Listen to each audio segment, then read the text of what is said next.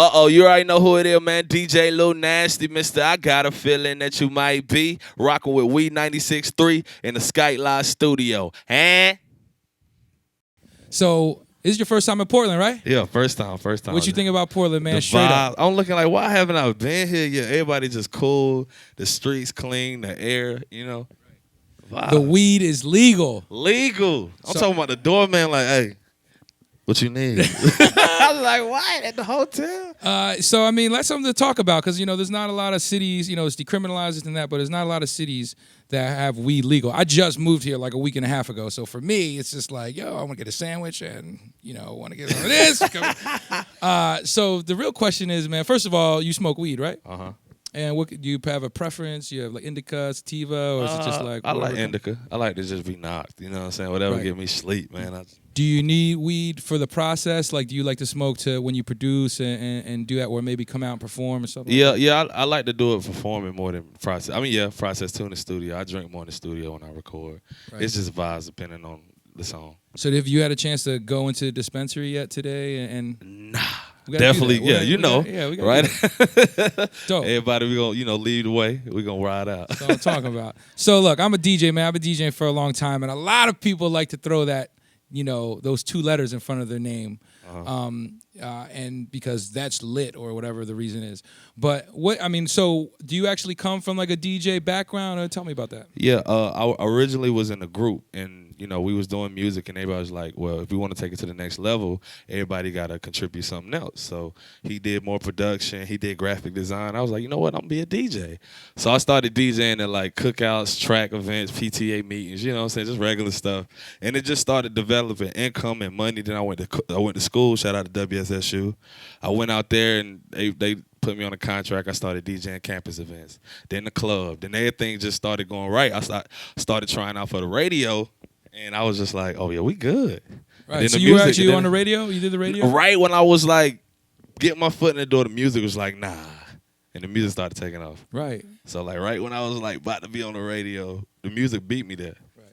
Which is amazing, man. Just to go from DJ to artist is not definitely a common thing, I would say. So it's dope that you come behind the table and become an artist. Which is it helped me a lot because I understand BPMs. I understand the 6 months transition to music. I understand chord progressions. I know why I'm making the song at this rate or why am I doing it. So it just helped. So a lot of the joints that we heard is super sample heavy, which is great. And some people want to say something about samples, and some people, to me, it's hip hop. Hip hop started with samples, like bottom line, early breaks, back and forth. A lot of them are these like R&B dope samples from the 90s. Tell me about is that how you grew up, like listening to that? Or is that your mom put you on that? Or did you have to go back and revisit those joints? Or were you always like, yo, this would be a great sample one day kind of vibe or what? My mom used to have us like cut the TVs off on Saturdays and open the windows and just blast music like all day. So I'm like 6, 7 years old trying to figure out why am I listening to Al Green all day? Or why am I listening to, Diddy or SWV or Black, just these female groups. And I just started, writing their lyrics down, figuring out why they singing it. And it just became homework. Well, what I like about your music, too, is that it's music. You know what I'm saying? There's definitely a musical aspect of it versus some of the trap stuff that's going out, which is dope, and I totally respect. What I didn't really realize, I had to look it up, was that Anderson .Paak did the Might Be, and then you did it a year later. Were you a fan of Anderson .Paak, or were you just like, I want to do that? That sample is so dope. Or tell me that how Might Be came together. My homeboy got this girl. She lived in Texas, so he weird. He like girls all over the country. He weird like that. So they FaceTiming, snapping, whatever they be doing. She sent him a video of her like smoking, dancing in the bathroom. Some news, regular. So she sent it, and I hear this song in the back, and I just kept hearing it. So I'm like, hey, yo, bro, who that? Ask her who that. So she told me it's Anderson .Paak. I'm like, okay, cool. I go look it up, and I start listening to some of his other music, and I was like, oh, this is dope. Now, granted, my favorite artist is Wayne. And he teaches me, if you like something, body. You know what I'm saying? So right. I'm bodying thinking it's practice. Like, I did that. I did Thug a Check. I did If You Ain't Got No Haters, You Ain't Popping. Like, right before I went to the strip club, I did a whole bunch of songs then. Speaking of strip clubs, big shout out to Dick Hennessy, strip club king right here. He right here. So Salute we're to gonna the hang out with OG. him later tonight. So look. So I go like that's my thing. I go and I either do a freestyle, do a song, and I go to the strip club and I play it. See what the strippers think. If they like it, you got something. If they don't, go change it. You know, I played Might Be. They was like, who that? And I was like, me. And then it just took off like to the point where it was like either stay at the crib or change your life. So got the business right and it just. Man, congratulations! Just seeing good appreciate it, homies man. and good people do good things. Before we go, and before you do, a couple more joints for us. For someone out there who's a young aspiring DJ, for someone out there who is a producer, and everyone wants to be in the game, of course. We need some real DJ Luke Nasty advice for that person out there watching who's like, hey, I want to be like Luke.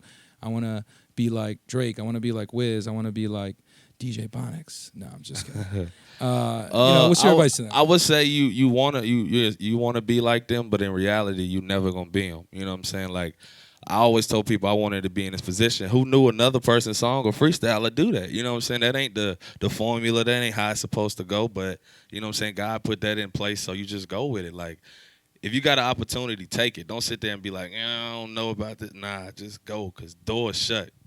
Out the comfort zone. Get out the comfort zone. Yeah, a lot of people get complacent. A lot of people, this is my biggest problem. Like, if you got a problem with your, like, support at the crib, like, oh, they don't support me, they call me local, go somewhere. I went to Salt Lake City. Like, I never been to Salt Lake City. When I went there, my city showed love. Like, oh, you repping us in Salt Lake City. Like, so that's what I get, just get out and just grind. Amazing. DJ Luke Nasty, ladies and gentlemen, you're going to rock a couple more joints with us? Yeah, we're going to have a little fun. We 96.3. Let's do it. Woo! Let's get it, DJ.